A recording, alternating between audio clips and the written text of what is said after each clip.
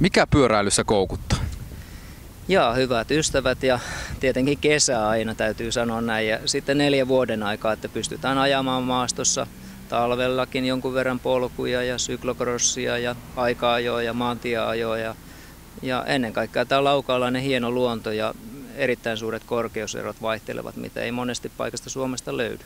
Eli pyöräilyharrastus on hyvin monimuotoista Laukaassa. No kyllä se näin on ja fokus on tällä hetkellä niin kuin täysin nuorten pyöräily- ja BMX-ratahankkeeseen, joka on saatu Laukaan kunnan ja CC Pikaro ry:n yhteistyönä sen lähiliikuntapaikkahankkeena etenemään.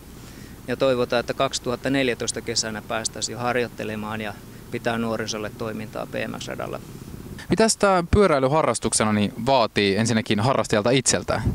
Jos lähdetään liikenteeseen sieltä BMX-puolelta nuorten harrastuslajista, niin sanotaan, että noin 500 eurolla pääsee aivan hyvin, että saa varusteet, kypärät, suojat, pyörän.